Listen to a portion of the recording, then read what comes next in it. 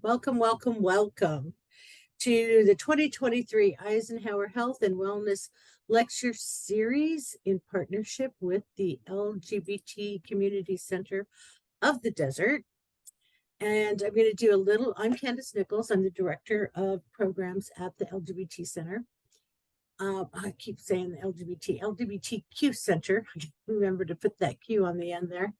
And I'm just going to go ahead and do a little bit of housekeeping for you all. All your audio will be muted once you've been admitted into the video call.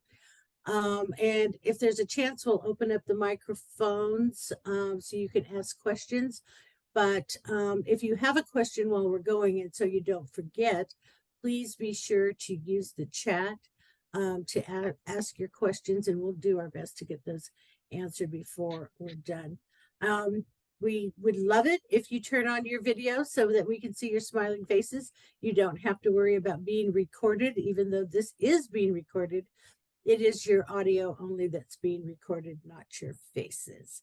And you can find the recordings probably 2 weeks after this, just to be safe, either on the Eisenhower website or the center's website. But by continuing on this, you are consenting to being recorded.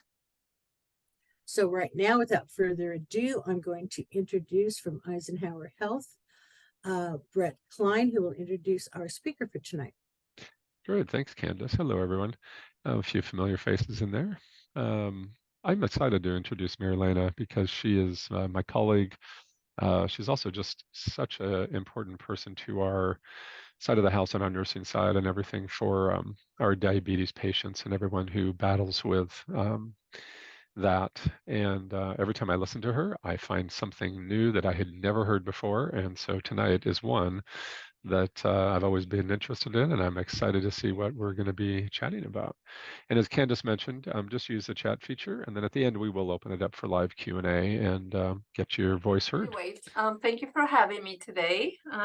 So we're going to talk about a very important topic, a very current, a common issue that we see a lot with our patients with diabetes and the diabetes department. And I haven't done this in many years. The last time I did this, we didn't even have, I think, the continuous glucose monitors back then. So it's been a very long time.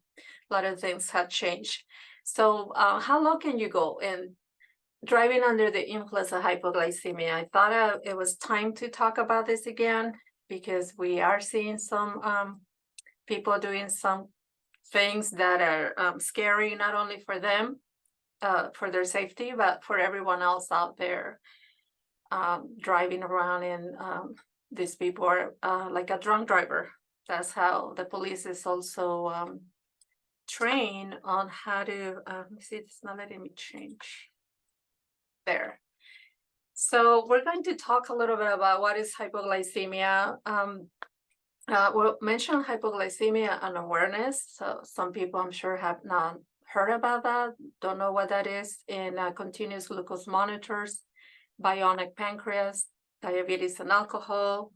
And by the end of this presentation, I hope that you are able to recognize the symptoms of hypoglycemia and how to treat it, how to prevent it, what to do about it if it happens, and to know the difference between when someone is low or when someone is high. So the new standards of medical care for hypoglycemia now has 3 levels, level 1, 2, and 3. And low blood sugar, also called hypoglycemia or glucose, low blood glucose. On level 1 is considered low sugars when sugar is below 70. So at that level 1, it requires an action from the person. That they're still able to treat it. They need to do something about that. Level 2 is considered when they're below 54, 55. So that at that point is a little bit too low. They need some, it's something more serious. So they need to really act quickly. And then level 3 is when someone is, sugar is very low, can be anything, under 50, under 40, under 30. And that's when someone needs help to treat it, to bring it back up, because they're probably going to be out or be unconscious or ready to go unconscious. So they need some help at that point. They're no longer able to treat it themselves. And what causes low blood sugar or hypoglycemia is there is a mismatch of insulin and glucose. It can be something that the person is doing, but it's not, and so it's not eating enough carbohydrates. They're delaying meals too long or skipping a meal completely. Taking more insulin or diabetes medications than usual or than what they need. If no one is monitoring that, it's very important to be aware of what you're taking and how do you take it and what gives you the risk to go in hypoglycemia. One of those things people don't consider is when they're traveling, delaying those meals, not anticipating that they may not have access to eat or to treat for long hours. So there is a lot of work into this preventing hypoglycemia, whatever they are. And another thing that can cause hypoglycemia is severe, if exercising, they're suddenly more active than usual, that's going to bring their sugars faster down. And it's not necessarily right away. It can be hours later after exercising. When insulin is more efficient at the peak, that is a higher risk of going too low. And also medications, like I said, too much medication. So we need to think about hypoglycemia, and I always talk to patients to make sure they're catching that early when they have the symptoms, to start checking to see where is it, where is it going, how fast is it going down. The other thing that I wanted to talk about is drinking alcohol. Many people think or they believe that alcohol causes hypoglycemia. Alcohol doesn't cause hypoglycemia. It does contribute for the person when they go low. Alcohol won't allow them to go back up. So we're going to talk a little bit more in depth about that in another slide. But it's basically when someone is drinking alcohol, maybe I'll just mention it here. Someone is drinking alcohol. The liver doesn't like that. So it needs to try to get rid of the alcohol. So if a person is not eating anything, but they are drinking, it is not going to allow the liver to release glucose, store glucose for to help them bring it back up, because it's busy trying to get rid of the alcohol. So it's not going to be released any sugar to allow them to recover. So that's why it's more dangerous when they're drinking and not eating food, as they're not going to be able to recover. So that's always important that we always mention, if you're going to be drinking, make sure you're eating something with carbohydrates to prevent the low. So, but alcohol does not cause hypoglycemia. And also alcohol, if you get drunk, it decreases the ability to recognize or feel any symptoms. Now you don't know if it's low blood sugar or you're drunk. So they need to really think about that, especially if they are taking diabetes medications or insulin, injecting insulin, or they're on an insulin pump where they're getting insulin continuously. So hypoglycemia mild, which is level 1, it is called low because sugar now is going on the low 70s, below 70s, but the person should start feeling symptoms at that point, in the low 70s. And there is not enough sugar to be used for energy. You start feeling weird, something strange. It's a strange feeling. If you never had it, when you do, you're not going to like that. It does not feel good.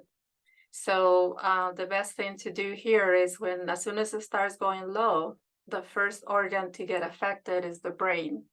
So the person is not able to think clearly, or panic starts setting in because something is going on, and then you immediately think, oh, my low sugar, I'm going low. The symptoms for hypoglycemia is the neuroglycopenic is the headache. Some people wake up with headaches in the morning. That could be low blood sugars or rebound from being low during the night. But headache, sudden hunger, tired, dizzy, blurry vision, and drowsy. You also have the other symptoms of feeling shaky and sweaty, nervous, very anxious, palpitations, numbness or tingling on their hands, feet. The tingling around the mouth, around the lips is very common. You just feel it. You're like, maybe I should go check. At this point, the person may be able to treat it themselves because they're just starting to go low, or that maybe are in the low 70s. Once it drops below 70, they should treat it. But if they're able to catch the symptoms here in the 70s, they can start treated there, especially if they drop very fast. So we don't want them suddenly be very low where they're going to be able to not treat it themselves and need to get somebody to help. The symptoms that are most commonly reported is shaky, sweaty. Everyone, keep in mind that everyone is different. So they may feel something strange that we never heard of, but shaky and sweaty is one that they report a lot. This cold sweat that comes over. Some people just know because they get very grumpy. Their sugar is low and you start getting angry, upset for no reason. So I always joke with my patients, just if they're more grumpy than usual, make them check their sugar because it's probably low. I used to get low sugars in the 50s, 60s, and I don't have diabetes. So I want to make it clear that anyone can get hypoglycemia, even if we don't have diabetes. With pre-diabetes, everyone can get hypoglycemia. The key is to treat it, bring it back up right away. So hypoglycemia is an emergency, can be considered a medical emergency, and we need to treat this immediately. Like I said, it's uncomfortable. You're not gonna like it when you have it the first time. The best thing is not to panic. If you don't treat it correctly or right away, it can turn into a severe emergency, a complication that you can go into a coma, you can have seizures. So it is a serious thing. That's why we want to treat it earlier. So what happens when blood sugar goes too low? There is a hormone that is released. The liver is releasing a stored glucose to try to help bring it back up. And so it's going to produce and release that to see if you can recover immediately. We do have extra glucose stored in the liver. And so hopefully it's there to release it when we need it. But sometimes it just doesn't come back up. It just keeps going down. So let's say we did not treat it. We ignore it, we were busy, we didn't have time to address it, and symptoms disappear.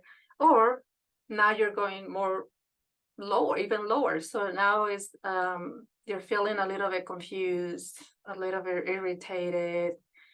You're not having a good balance, difficulty concentrating.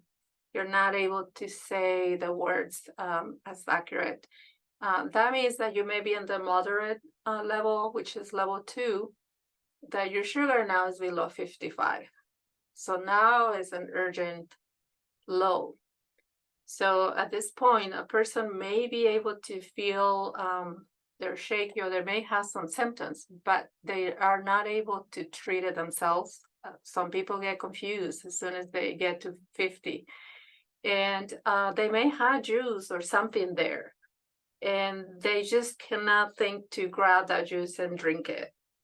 And so this person, if they're dropping really fast, they are going to need someone to help. So when I see someone having a lot of lows and they're below 55s, I always tell the person they need to have something near them all the time. Juice, glucose tablets, candy, something just in case, so they don't have to walk somewhere to get it. It will need to be near them all the time or on their bodies. When hypoglycemia becomes severe now is severe, and I'm talking about people dropping in the 30s, 20s. I have some patients that have passed out when sugar is on the under 50, I have people that feel fine when their sugar is 40 or 30.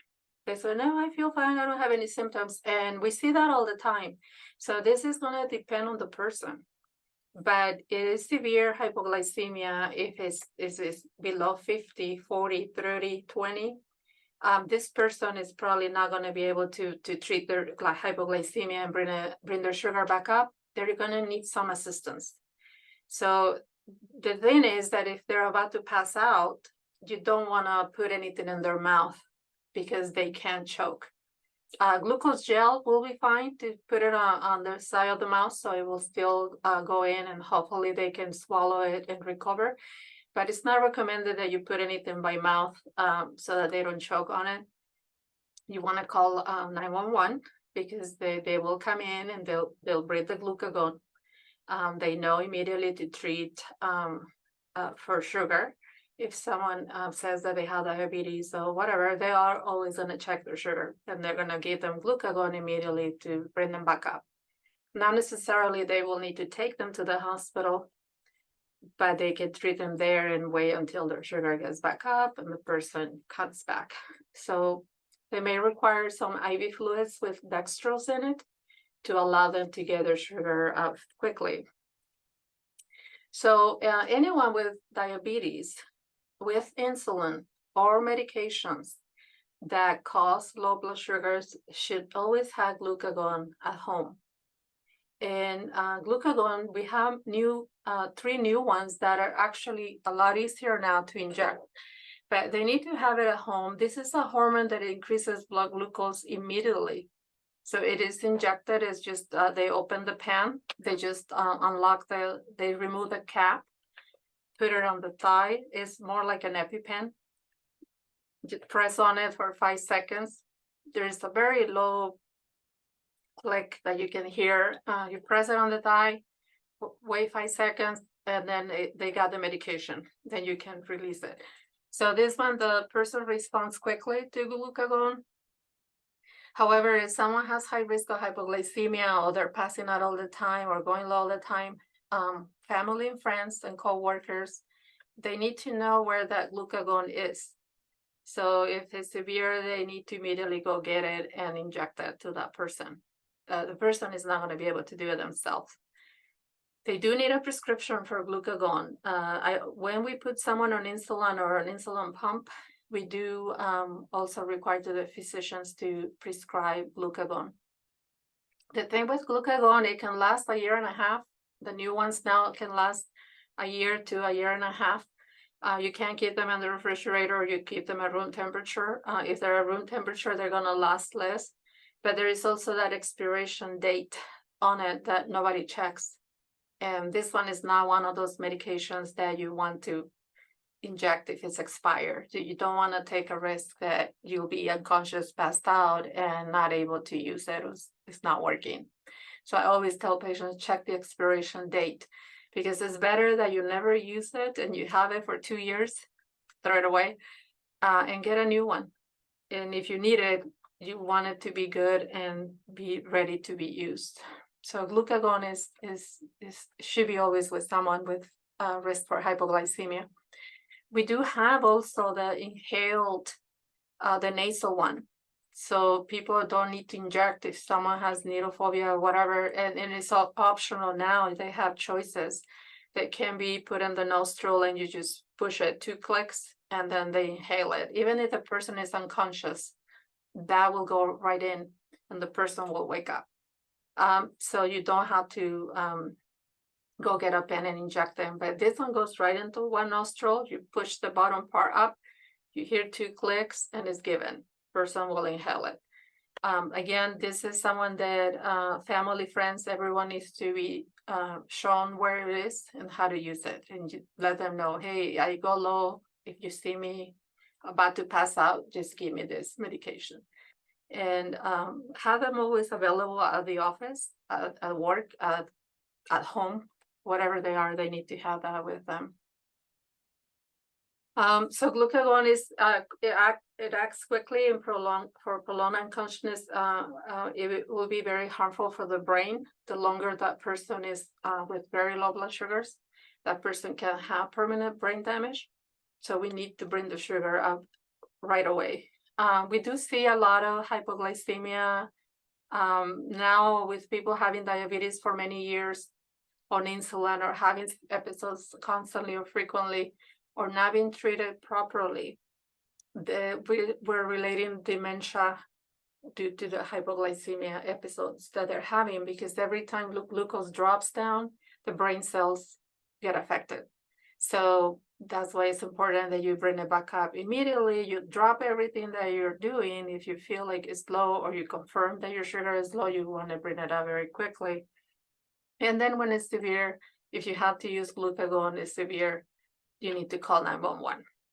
Now, keep in mind that if a person is in a coma, they're passed out, and it's due because of their sugars being really high, if you inject glucagon, it's not going to have any effect on that person, because they are unconscious, because they have very high blood sugars, which is called hyperglycemia.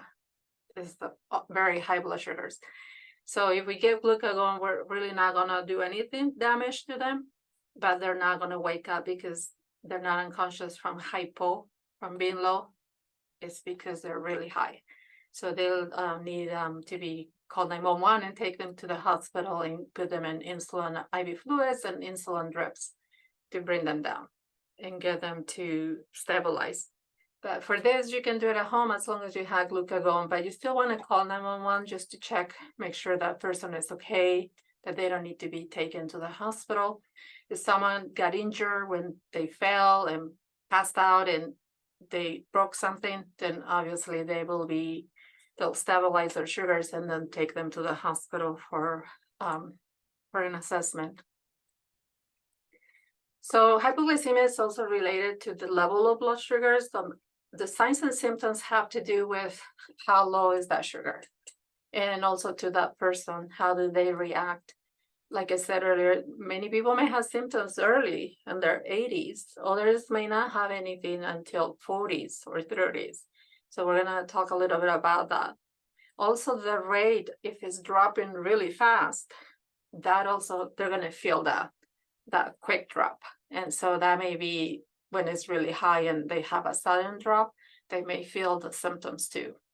And then they start panicking and I'm like, oh my God, I'm going down. So it has to do with the rate of drop and how low it gets before they can start feeling any symptoms. But keep in mind, the blood glucose may be normal. If a person's sugar is always high, it's really high all the time, their body's going to get used to that. And so if we put them on medications to bring their sugar a little down, their body's not going to like that. And they're going to start feeling symptoms of low sugars. But if they do a finger stick or they check, they're going to see that they're not low. Below 70 is low. So that doesn't mean they need to treat it. Unless the symptoms are severe, that they feel really shaky, sweaty, because many people tell me all the time, I don't like it when my sugar is on 120. And then we're looking at their numbers, and yeah, they've been at the 300s, 400s, 500s. So their body's not going to like it. At 120 is normal, but for them, it's too low. So not necessarily they had to treat it and bring it back up to 400, because we don't want that. We want them to get used to being at the normal level and slowly need to bring it down so that they don't have symptoms. But the symptoms can take about a week to disappear. Once that person starts feeling more comfortable on the normal range, the symptoms will go away. I usually tell people, if you're feeling symptoms, but you check and your sugar is not low, just have a glucose tablet. One tablet is not treating it, but it's just gonna kind of trick the brain that you're treating it, but you're really not eating that much. It's about 4 grams of carbohydrate in one tablet. So it will bring a little bit up, but not really high back to where they were before.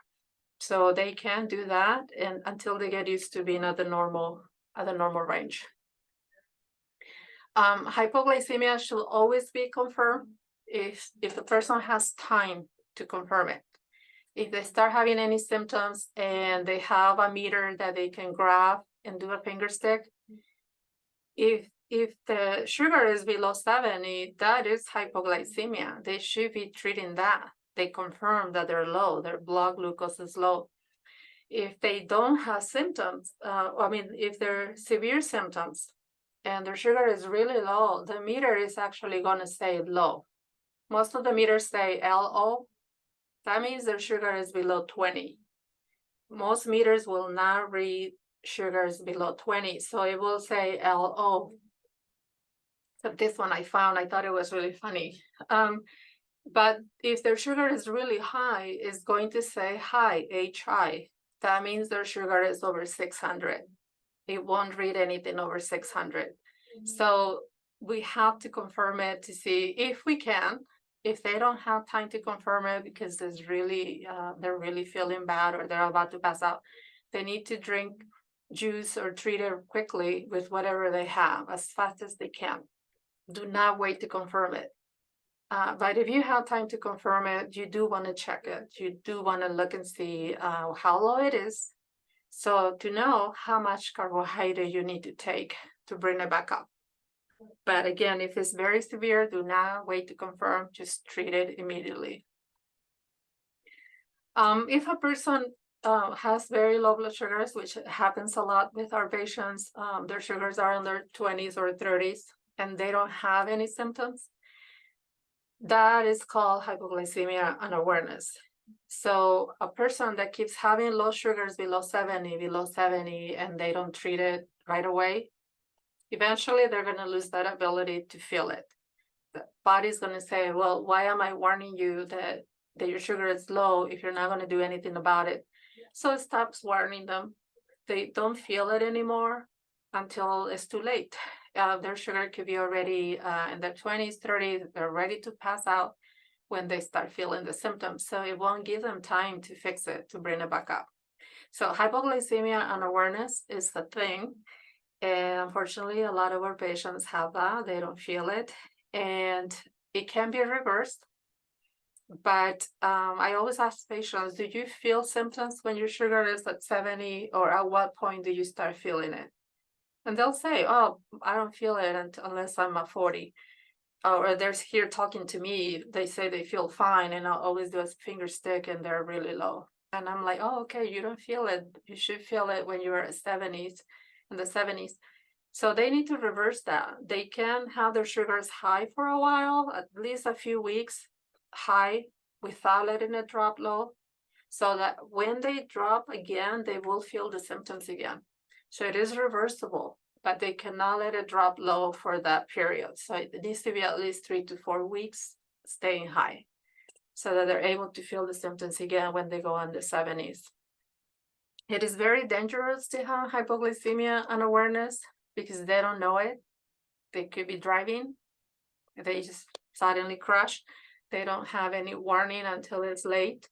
They should carry a medical alert about that they have diabetes, if they're injecting insulin, or they're on an insulin pump, or they have any special medical condition, they should have a medical alert tag, so paramedics know to look there on the back what this person has.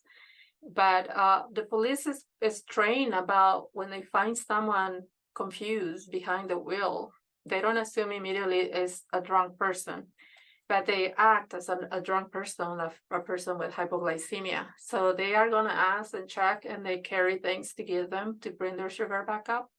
But wearing that medical alert tag for diabetes is very, very important, especially if they are on insulin or medications that can cause low sugars. They need to check more often to make sure their sugars are fine, especially before they drive, because if they're driving for long hours or long distance, they do need to make sure their sugar is low, is good before they, if it's low, they need to treat it immediately, or have to carry snacks with them in the car. They may need to pull over before they get behind the wheel. Treatment of hypoglycemia is very easy, but if you treat it with the right things, it's confirming that sugar is low. If sugar is normal, I mentioned this earlier, not necessarily they need to treat it. If maybe it's because also they're delaying a meal too long, they need to eat. They may need to have a snack. They may need to have something. It's been too long. and then just bring it back up and they'll feel better. The symptoms will go away. But if they confirm and sugar is below 70, all they need is 15 grams of carbohydrate.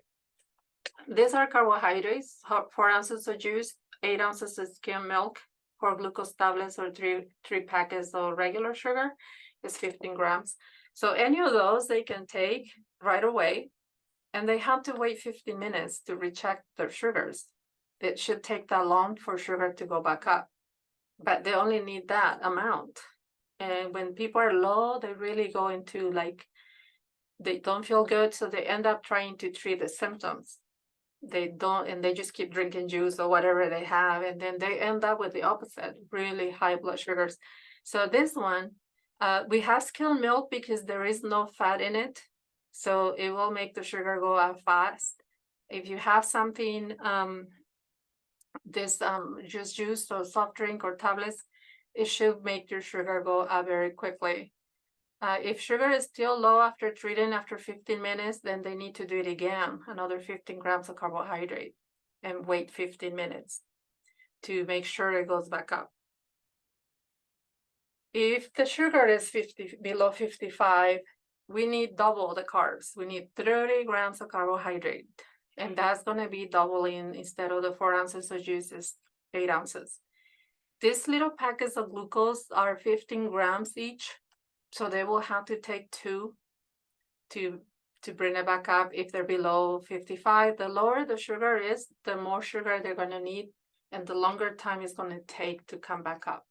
So that's why we want to treat it at 70, because once they go below 50, it's very hard. It takes a long time to bring it back up. And you just have to sit there and watch it. And those are the longest 15 minutes of your life. And then you need to recheck it to confirm that it's back up. After it's recovered, the sugar is now back over 70, you need to follow up with a meal. But if it's more than an hour before you eat, you need to follow up with a snack, because the treatment is not going to maintain it. It is going to go down again. So you need to follow up with a snack, something with protein, carbohydrates, something healthy that can help maintain it until they eat the next meal. Many of my patients like this, they carry chocolate bars, they carry all the things that they want to eat. They said, oh no, this is how I treat it. It's not a good option to treat with these things, anything sweet. I know we want them, but we cannot use those as an excuse to bring sugar back up when it's low, because these foods have fat and protein, and they don't necessarily raise the sugar quickly. It can be very high hours later, but when you're low, we want to bring this up very fast, within 15 minutes. So these are not very good options. They're also high in calories for a person that is trying to lose weight. If we see our patients gaining weight, we ask, are you eating? And they'll say, oh, yeah, I have a snack before I go to bed because I'm afraid I'm going to go low. And so then we know the treatment needs to be adjusted. Not that we want them eating before they go to bed, especially when they're trying to lose weight. So we have to address a lot of those things. But hypoglycemia can be overtreated, and they end up with hyperglycemia. So it's not being able to wait for those 15 minutes. It seems like a very long time when they don't feel good, and they just keep eating or drinking. So it's rebound hyperglycemia, where we see a lot when they're overtreating, when they're going low. So the first thing we want to do is to prevent the lows. We want them to not go low. We never want anyone to be going over under 70, because it's very dangerous and doesn't feel good. And it also, you remember, your brain gets affected. So we don't want anyone later on having any problems. But they do need to contact the doctor. They need to contact us, the diabetes care and education specialist, if they need help. Someone going low, they don't know what to do. We need to eliminate the lows right away, and they need help adjusting their medications. So we need to see what's going on. Anything unexplained, why is it going low or is severe, someone is passing out, it needs to be reported immediately, so that they can look into adjusting the treatment. So what can a person do to prevent this? Because the key is prevention. you don't want to be constantly managing this and trying to bring your sugar up. You want to prevent it from going low. That will be the first thing, and is making sure that you're eating on time, you're not delaying or skipping meals, that you are eating enough carbohydrates, especially when you're planning on being very active or planning on not being aware of when can I eat, where is food available. So you need to really think about that, about the insulin timing, what time they inject it, what type of insulin, how long does that insulin is working, how long does it last, because they need to plan and anticipate that they have a high risk of going low. If they're planning on drinking, partying, all of that, is there going to be any food available? Did they inject enough insulin or too much? Are they able to take their medications on time? They also need to be able to be prepared when they're exercising. The peak times of the insulins or medications that they take that they're not even aware that causes hypoglycemia. We're talking about pills for diabetes. They just say, oh, I got the little blue pill, or I got the little green pill. And we know they have very high risk of going low, but they have to anticipate everything they do. A person with diabetes needs to think ahead of what can happen if I do this. Or just being safe and carrying something with them all the time. Hypoglycemia also is very common during sleep. It can be very serious, because that's why we ask people, check your sugar before you go to bed. Because if it's low, you want to treat it before you go to bed. You don't want to just go lie down and go to sleep. Your sugar may never come back up during the night. So we want to make sure that you check it. And if it's less than 120 before bedtime, they should consider having a little snack. But they also need to report to the doctor that they're getting low before they go to bed, so that they can lower their medications if they are taking medications. If it's fasting sugar in the morning is really high, they could have a rebound hyperglycemia that they're dropping at 3 in the morning. And then your liver is releasing a lot of sugar too. And then in the morning, they're waking up high with a headache. So that's called rebound hyperglycemia. The symptoms, like I said, is different for everyone. Some people have nightmares. They have the headache in the morning, night sweats, or the symptoms may wake them up in the middle of the night to get up. And what do? They don't get up and check their sugar. They get up and start eating. So I always tell people, check it. I want to see how low you are at 2 in the morning, or whenever that's happening, to see if we need to lower drastically their medications. Driving and hypoglycemia, it is very dangerous, very common. A lot of accidents that we have seen here lately with our patients. Our community, we have older community. People eat out all the time, every day. They drink alcohol every day. They're having fun, right? But many of our patients will tell me that they inject their insulin at home because they don't want to inject it at the restaurant. And they go eat out every day. And then they say, I'm driving there, and then I'm like all over the road, or they crash, or they hit somebody or something. So it is very dangerous to have insulin and not know how to inject it or when to take it, and not think about, they don't want to do it at the restaurant because they say, I don't want to go in the bathroom and inject it there, so I'm just going to do it at home. And then, but how do they know how traffic is going to be, how long is it going to be to get to the restaurant, and how soon are they going to be served? Are they going to be seated quickly, or is going to be a long line before they can sit? And they already injected the insulin at home. And they're going to be, I have several patients that have been passing out in the parking lot when they get to the restaurant. So some of them don't make it to the parking lot. They're like going off the road. We have a patient that flipped the car, passed out driving and flipped the car. And it becomes very messy because now the police is involved and the DMV is involved. And we are involved. Because we have to sign, the doctor has to sign a letter from the DMV to be able to release their driver's license. There are a lot of restrictions on when they can drive. or they may not get their driver's license back. So it is very dangerous. We see on the news all the time people crashing, they by mistake hit the gas instead of the brakes. They just went right into the building. I always think about, oh, must be one of my patients with hypoglycemia.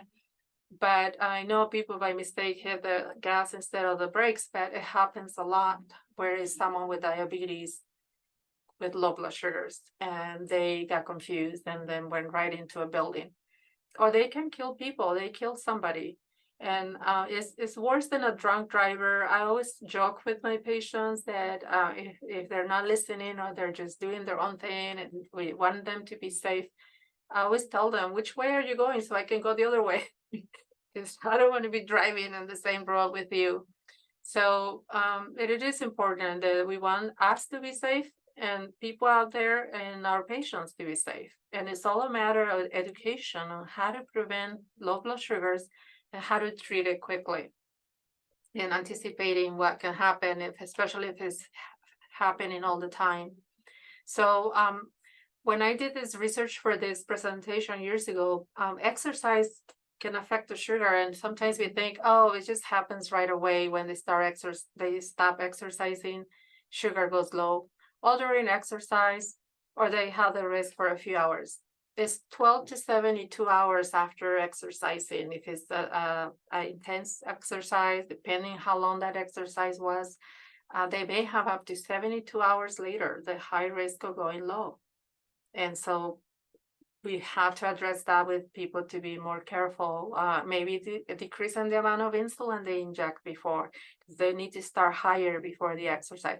A lot of things that we need to look into and help that person prevent those lows, adjusting severely on their medications, the insulin injection or on the insulin pump, create a different profile so they take less medication if they're planning to have a routine of when they want to exercise and for how long, so that they can exercise, because this should not be a reason why they cannot exercise safely. But going behind the wheel, if someone is going to drive for hours, we talk about pulling over and checking it and treating it. So since I had this presentation many years ago, now we have the continuous glucose monitors, and we also have the hybrid closed loop systems, which is the insulin pumps that work together with the continuous glucose monitor. And they work really well for someone that is on insulin. It's best to go on an insulin pump with the continuous glucose monitor because they're self-adjusting the dose. The sugar is sent to the pump every 5 minutes, and the pump is going to adjust the insulin based on the sugar that is coming in every 5 minutes. The pump will know, okay, it's going up, I got to give a little more insulin. Oh, it's going down, I need to decrease the dose, or I need to stop the insulin. And so it's a self-adjusting with the sensor together 24 hours. The person will change the sensor every 10 days or every 14 days, and then change the insulin pump, the cartridge, the insulin every 3 days. So having that connected really helps the person much better. But the sensors that I recommend mostly the Dexcom G7 and the Freestyle Libre 3, because you put that on the back of the arm or whatever you want on your body, download the app on the phone. It takes the Dexcom, this one takes less than 30 minutes to warm up. The Libre takes 1 hour to warm up. And then you just open the app and your sugar is there. Every 5 minutes it's changing, 24 hours for 10 days. This other one is 14 days. Every minute is transmitting to the app. If someone doesn't have a smartphone, not an excuse not to have a Dexcom or a Libre, they can get the reader so they can get their sugars there, or the receiver, or the Apple Watch. But these are so convenient for someone that has the risk of hypoglycemia, because now you get to see your sugars frequently, 24/7, and you're able to react early to get the notifications if sugar is going low. If you have an insulin pump, the sensors communicate directly to the pumps. So it's transmitting their sugars directly, and the pump knows what to do, when to stop the insulin. And then we have all the insulin pumps that we have right now is these three, all of them work together with a sensor, a continuous glucose monitor that is helping to adjust the insulin, preventing them from going low or preventing them from going too high. So those are very important to have someone that is injecting and it's all over the place with going high and going low, and they just can't get the right dose. They injected too much, they not inject enough, they injected at the wrong time. Being on the pumps and the continuous glucose monitors has really made it a lot easier for the person to manage their sugars and also to prevent the highs and lows. So the latest one that we have now is the iLet Bionic Pancreas, which works together with the Dexcom G6. And it's transmitting the sugars every 5 minutes directly to the device. This one seems to be a lot easier for people to wear because there is not that much work they need to do for this one. They announced the meal. The cartridge for the FIAS pre-filled cartridge is coming up soon, so they'll just have to pop it in there, and then they'll be connected to it. And what is coming up for this device next year on 25 will be the glucagon part. Right now, we only have the device with the insulin cartridge, so it will give them insulin continuously 24/7. But the glucagon part is not approved yet, but when that comes out, they'll have a cartridge with glucagon directly there that will be adjusting. If their sugar is going down, it will release the glucagon. If sugar is going high, it will release insulin. So we have that coming soon, but we do have already this device with the insulin, and it works together with the Dexcom, telling it what the sugar is every 5 minutes, so it self-adjusts. There are 3 algorithms on the device that is adjusting the insulin 24 hours. And if they are going high, it gives them a little correction dose to bring them back down. And then the person just has to announce the meal, tell the pump what they're eating, and then it gives them another dose. It's very easy to announce the meals on this one because they don't need to count carbohydrates. They just have to pick which meal and the size of that meal. That's it. Deliver the dose. The other pumps, they have to count carbohydrates and put them in and be correcting themselves also if they're going high or low. But with this one, is the system with those algorithms is adjusting frequently by itself. So it's not, it's less work for the person and less hypoglycemia too, which is the best thing. But they can get alerts when they're going low. You see the arrow straight down and they're already below at the 50s. So that straight arrow down, if they see that before they hit 70, they're dropping really fast, they can catch it earlier and turn it around before it becomes an emergency. So they get alerts for this when they get after they hit 70, or also if they go really high over 250 or whatever, they can get alerted that they're too high. So the reports, everyone has access to those reports on their apps, on their phones. And all what we're looking, first thing I look at is the red when they're below less than 4% is what we're looking for below 70. If someone has really high, a lot of hypos, the red is showing us when they're going low everywhere, then we need to talk to that person and help them adjust their medications, bring it back up, and address when are you eating enough, how active are you.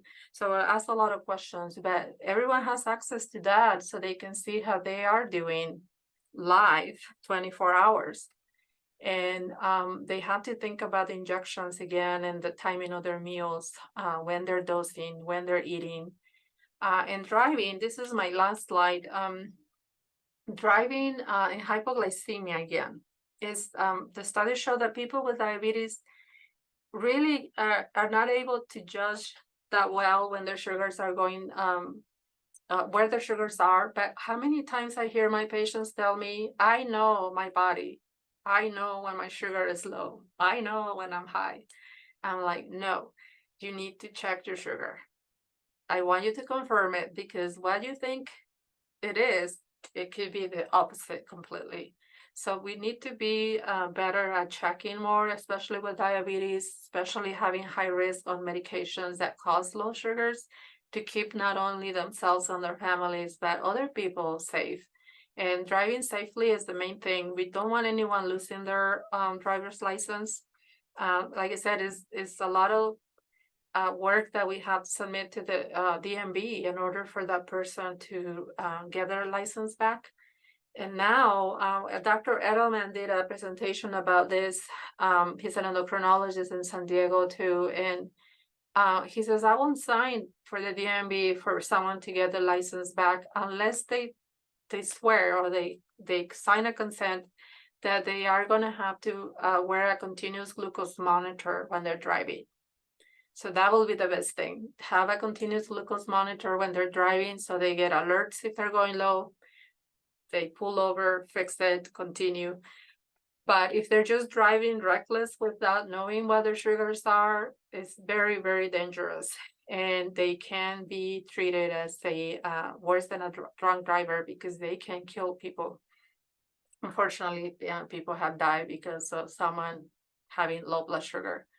But all this can be preventable, and it's all about education. Getting diabetes education. And we do this all the time to tell them, this is what you need to do. Let's look at your medications. And it is preventable. That's the best thing, that not wait till we get there to be in that situation or lose our driver's license or anything like that. We want everyone to be safe. But I do want to thank you for having me today. And I can take some questions if anyone has any questions. Great. Thanks, Marielena. A fabulous presentation. So much interesting information. Yeah. We can open it up for whoever. Yeah, and so there was a question in the chat that just asked about when we'll get a copy of the slide deck. So the slide deck and everything will be included in the video recording. And so you'll be able to watch it and see it and access it through that. And it will be available probably within about 10 days. It has to be sent out for closed captioning so we can capture everything. And then it'll be on our, as I mentioned, on our Eisenhower website, as well as our YouTube channel. The center will have it on theirs. And if you registered through us or through the center, they will also email it out to you, the actual live link once it's ready. But let's open it up for any questions. Feel free to unmute and let's just be courteous of each other. Okay, I'm reading at the chat and someone was asking about the slides. And Yep. yeah, anyone has any questions or anyone has been in a situation where you didn't know what to do or... Are you No. seeing the chat? Yeah, there's another couple. Did you know of any companies that plan to produce plain glucose tablets again, like BD? I do not buy the ones that are on the market because they contain artificial colors, dyes, or the can think glucose tablets outside the use. I don't know any company right now. I know I like the BD brand also, but my patients usually use the glucose gels. I had a couple of the 2-liter packets I had on one of the slides are very popular. They work fast. Anything plain sugars is hard to find. A lot of glucose tablets, I think they all are flavored, so not everyone likes the taste. But yeah, I don't know that the PD will be able to bring them back. I don't know any other companies that have those. I'm sorry. Thank you. Mm-hmm. Feel free to, again, use the chat or unmute yourself if you'd like to ask a question. And that was Jason. So if I find out anything, I'll let you know, Jason. Any other questions?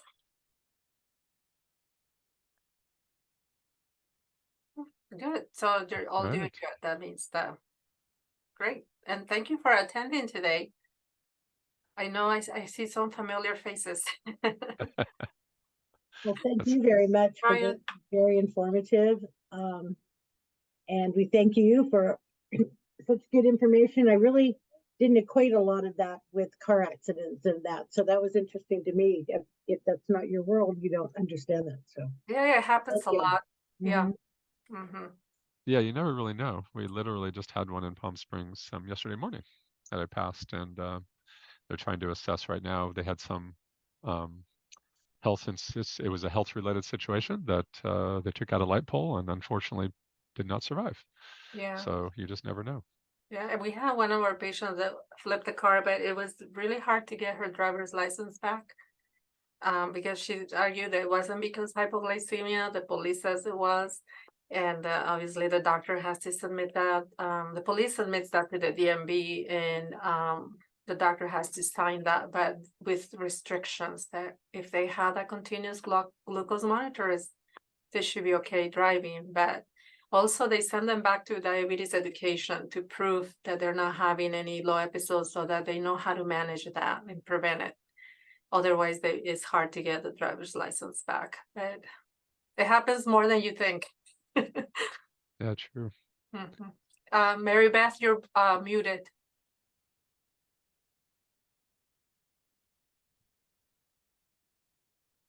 You see that little red microphone, or you click it? One at the bottom, left-hand side.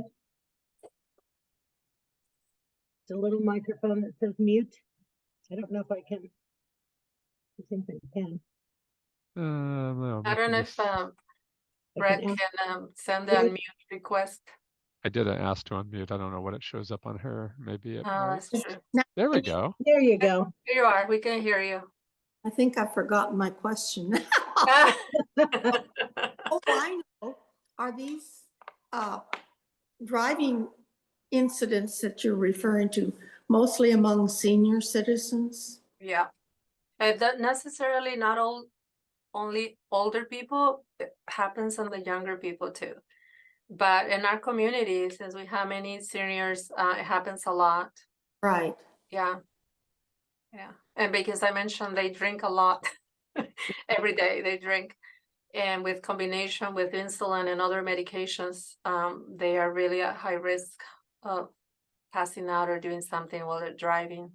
Well, you know, that's not a very smart person who injects their insulin before they go out. Yeah. I mean, that's not thinking. And we reinforce it over and over and over, and it's just hard to change their lifestyle. It's hard to imagine. It puts all of us in danger. Well, yeah, that's not fair. Yeah, Well, yeah, a lot aren't fair. yeah, yeah. But it happens to anyone, but older community here, yeah, all the time. I can see that. Well, thank you so much, everyone. Brett, do you have any final? No, unless there's another final question. Otherwise, we're good to go. All right. Well, thank you. Thank you, Marielena. everyone. And we'll talk to you We everyone appreciate it. soon. Bye, And Brian. Thanks, Thank you. Marilyn. Bye. have a good night.